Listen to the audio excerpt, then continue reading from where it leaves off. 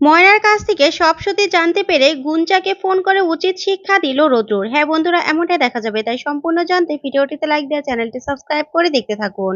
গল্পের শুরুতে দেখা যাবে ময়নার মুখে সব কথা শুনে অবাক হয়ে যায় বড়মা। তারপরে বড়মা বলতে থাকে, তার মানে ময়না, তুই এটা বলতে চাইছিস যে রোদ্রুরের উপরের রূপটা দেখে ওকে বিচার করা ঠিক নয়? তখন ময়না আর কিছুই বলে না। তারপরেই রোদ্রুরের বাবা বলতে থাকে, আচ্ছা ময়না, তুই না সব কিছু বাদ দিয়ে এখন তুই শুধু তোর পড়ালেখা চিন্তা কর, ঠিক আছে? তুই শুধু তোর পরীক্ষাটা চিন্তা কর, তুই আর কোনো চিন্তা করবি না। তখন ময়না বলে, আচ্ছা ঠিক আছে বাবা। তারপরেই ময়নার শাশুড়ি মা বলতে থাকে, আচ্ছা ময়না, আমাকে একটা কথা বল দেখি। তুই যে কালকে আমাকে ফোন করে বললি রোদ্দুরের আর তোর কথা আছে। তখন ময়না বলে, হ্যাঁ। তখন রোদ্দুরের মা বলতে থাকে, রোদ্দুরের কথা শুনে তো তা মনে হলো না। রোদ্দুরের কথা শুনে মনে হলো যে সকালবেলায় তোকে রোদ্দুর দেখেছে। তাহলে পুরো কথাটা মা আমাদের কাছে বল দেখি। তখন ময়না বলতে থাকে, আসলে বড় মা, ওনার সাথে আমার রাতেই দেখা হয়েছে।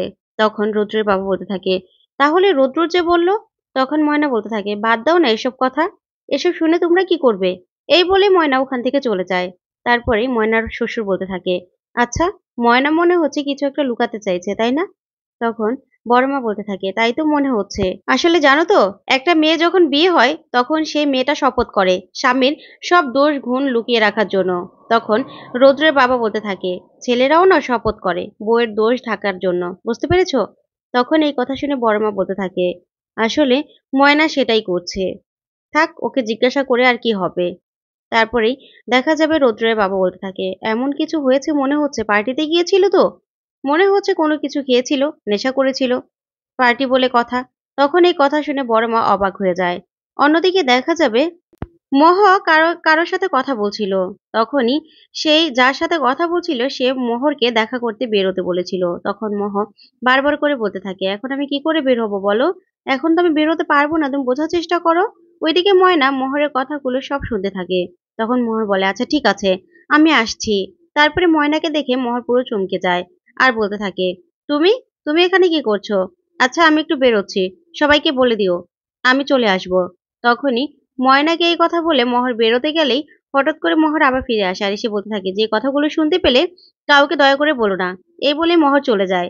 তখন চলে গেলে ময়না মনে মনে বলতে থাকে, মোহর দিদি কোথায় গেল? কথা শুনে তো মনে হইলো যে আশেপাশে কোথাও যাইতাছে, কিন্তু কার সাথে দেখা করতে গেল? ঠিক তখনই রোদ্রুর আসে। রোদ্রুর এসে ময়নার হাত ধরে টেনে উপরে নিয়ে যায়। এদিকে বেহাল ব্যাপারটা দেখে মনে মনে বলতে থাকে, যাক, এটাই তো আমি চেয়েছিলাম। ময়নাকে যখন নিয়ে গেছে তখন ময়নার কাছ থেকে নিশ্চয়ই সবটা জিজ্ঞাসা করবে, আর ময়না সবটা বললেই নিশ্চয়ই নিজেদের মধ্যে ভুল বোঝাবুঝিগুলো সব মিটে যাবে।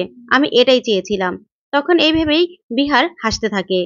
তারপরে দেখা যাবে ময়নাকে রৌদ্র রুমে নিয়ে যায়। তখন ময়না বলতে থাকে, কি হইলো ডাক্তারবাবু, আপনি আমারে এভাবে টাইনা নিয়ে আইলেন কেন? তখন রৌদ্র বলতে থাকে, আচ্ছা ময়না, কি হয়েছিল আমাকে সবটা খুলে বলো তো। তখন ময়না বলতে থাকে, আপনি কি শুনতে চান সেটা বলুন। তখন রৌদ্র বলে, সবটা বলো আমাকে, কি হয়েছিল কালকে? তখন ময়না বলতে থাকে, আপনি আসলে কি শুনতে চান সেটা তো আমার জানতে হইব, তারপরে না আপনারে বলবো। তখন রৌদ্র বলতে থাকে, আচ্ছা, তোমার সাথে আমার দেখাটা হলোই বা কি করে, বলো তো। তখন ময়না বলতে থাকে, আপনি যে পার্টিতে গেছিলেন সেই পার্টিতে আমি গেছিলাম। তখন রৌদ্র বলে, তুমি পার্টিতে গিয়েছিলে? কখন? তখন ময়না বলে, কেন, আপনারা যখন নাচ গান করছিলেন তখন। তখন রৌদ্র বলে, কই, আমার তো কিছু মনে নেই। তারপরে ময়না বলতে থাকে, মনে থাকবো কি কইরা, আপনি তো বেহুশ পইরা ছিলেন একটা সোফার মধ্যে। তখন এই কথা শুনে রৌদ্র পুরো চমকে যায়, বলতে থাকে, কি বলছো তুমি? আমি বেহুশ অবস্থায় সোফার মধ্যে পড়েছিলাম, তারপর গাড়িতে গেলাম কি করে? তখন ময়না বলে, আসলে ওখান থেকে তো আপনারে আমি একা বইয়া নিয়ে গেছিলাম গাড়ি পর্যন্ত। তখন এই কথা শুনে রৌদ্র বলতে থাকে, কি বলছো তুমি? তুমি একা আমাকে গাড়ি পর্যন্ত বয়ে নিয়ে গিয়েছিলে? এটা কি সত্যি? তখন এই কথা শুনে ময়না বলতে থাকে, হ্যাঁ, সত্যি হবে না? আর তাছাড়া আপনি বা এত কিছু জানি না কি হইব? আপনি তো আমারে সকালবেলাই দেখছেন, তাইলে? আর তাছাড়া আপনি তো আমারে কত অপমানও করলেন। তখন ময়নার কথা শুনে রৌদ্র বলতে থাকে, খুব রাগ হয়েছে, তাই না? সবটা আমাকে খুলে বলো তো, কি হয়েছিল? তখন ময়না সবটা রৌদ্রকে খুলে বলে, যা শুনে রৌদ্র পুরো চমকে যায় আর বলতে থাকে, এটা কি করে সম্ভব? আমি তো তেমন কিছু খাইনি। তখন ময়না বলতে থাকে, আপনি কি খাইছেন না খাইছেন সেটা তো আমি জানি না। আমি কি করে জানবো? আর তাছাড়া আপনি পুরো বেহুঁশ অবস্থায় ছিলেন। আপনার তো কিছু মনে ছিল না। আপনি তো কোনো হুঁশ ছিল না। আপনার কেমনে কিছু মনে থাকবো? তখন এই কথা শুনে রৌদ্রর পুরো অবাক হয়ে যায়। তারপরে রৌদ্র বলতে থাকে, আমার মাথাটা প্রচন্ড ধরে গেছে, আমার তো কিছুই মনে পড়ছে না, কেন মনে পড়ছে না? তখন ময়না বলতে থাকে, নেশা করছেন, মাথা তো ধরবই। এই কথা বলে ময়না বেরিয়ে চলে আসে। তখন রৌদ্র বারবার করে ময়নাকে ডাকতে থাকে। তারপর রৌদ্র বলতে থাকে, না না, এর উত্তর আমাকে জানতে হবে, ময়না কি সত্যি কথা বলছে নাকি ময়না মিথ্যে কথা বলছে। তারপরে বিহালের কথাটা মনে পড়ে যায়, যে গুঞ্জা দিদি তো তোকে নিয়ে গিয়েছিল, তাহলে গুঞ্জাদি কোথায় ছিল? গুঞ্জাদি কেন ছিল না তোদের সাথে? তখন এই কথা ভেবে গুঞ্জাকে আবার ফোন করতে থাকে রুদ্রর। ওইদিকে দেখা যাবে ময়না রান্নাঘরে যায়। হলদেকে বলতে থাকে, হলদে দা লেবু আছে? তখন হলদে বলতে থাকে, আছে তো। তারপরে ময়না শরবত বানাতে থাকে। তখন হলদে বলে, এগুলোতে কি হবে ময়না? তখন ময়না বলতে থাকে, আমি খাবো, আমার ভালো লাগছে না তো। তখন হলদে বলে, ভালো লাগবে কি করে, সারা রাত ছুটোছুটি করেছো, এখন যাও গিয়ে একটু ঘুমোও তো, রান্নাঘরের ব্যাপারটা আমি বুঝে নেবো। তখন ময়না বলতে থাকে, একটু চুপ করো তো। তারপরেই ময়না শরবতটা নিয়ে উপর যেতে থাকে। তখন হলদে বলে, তুমি যে বললে খাবে। তখন ময়না বলে, রুমে গিয়ে আয়েশ করে খাবো, বুঝতে পেরেছো? তখন হলদে বলতে থাকে, আরে খাবার তো কিছু খাওনি, রাত থেকে তো না খাওয়া, কিছু একটা খেয়ে তো নেবে। তখন ময়না মনে মনে বলতে থাকে, তাই তো, ডাক্তারবাবুও তো না খেয়ে আছে। আচ্ছা হলদে দা, তুমি না স্যান্ডউইচ বানানোর জন্য সবকিছু রেডি করো, আমি আসতেছি। এই বলেই ময়না উপরে চলে যায়। তখন হলদে মনে মনে বলতে থাকে, আমি তো জানি তো রোদ্রের দাদাবাবুর জন্যই এটা নিয়ে যাচ্ছে, বাড়ির কেউ যেন রৌদ্র দাদাবাবুকে খারাপ বলতে না পারে, সেই জন্যই মেয়েটা এত কিছু করছে, আমি জানি তো। ওইদিকে দেখা যাবে গুঞ্জাকে বারবার ফোন করতে থাকে রৌদ্রর, কিন্তু গুঞ্জা কিছুতেই ফোনটা রিসিভ করে না।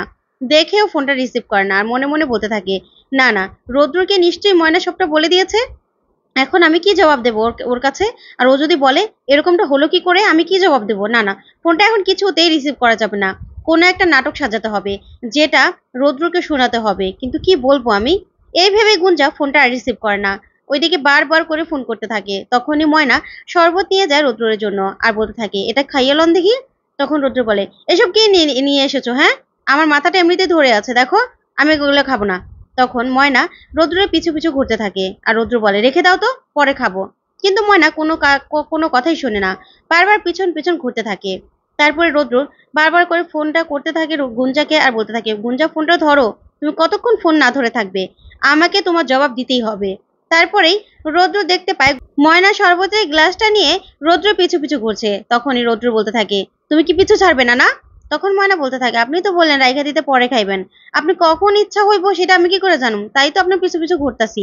তখন রৌদ্র রাগ করে শরবতটা পুরোটা খেয়ে নেয়। খেয়ে নিয়ে বলতে থাকে, এটা কি দিয়েছো, কয়টা লেবু দিয়েছো এর মধ্যে, কি বাজে খেতে। তখন ময়না বলতে থাকে, শুনুন, আপনি যে রুগী দেখেন, আপনি কি রুগীরে কখনো জিজ্ঞাসা করেছেন ওষুধ দিয়ে যে ওষুধটা খেতে কেমন? তাহলে আমি কেন কমো?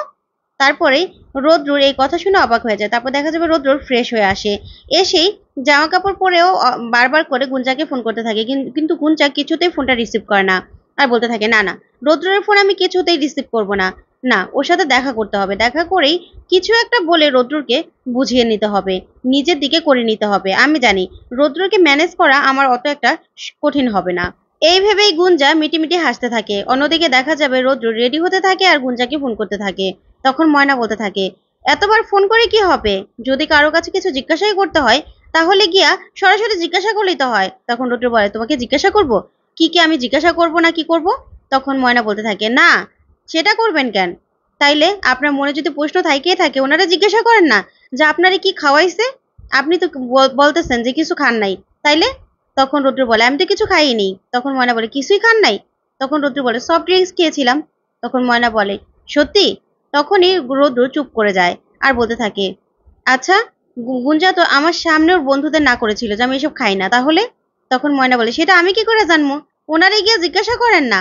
তারপরে দেখা যাবে এই কথা শুনে রৌদ্র চলে যেতে লাগলে ময়না বলতে থাকে, মাথা ধরবো কিন্তু রৌদ্রে গেলে, এখন মাথা ব্যথা আছে? তখন রৌদ্র বলে, না, মাথা ব্যথা নেই, থ্যাঙ্কস। এই বলেই রৌদ্র চলে যায়। তখন ময়না বলতে থাকে, আমার জন্য, আমার কথার জন্য উনি না খাইয়া চলে গেল, এখন কি করবো? তখন বিহাল বলতে থাকে, আচ্ছা, অফিসে গিয়েও তো খাওয়াতে পারো, তাহলে চলো অফিস যাই। তখন এই কথা শুনে ময়না অবাক হয়ে যায়।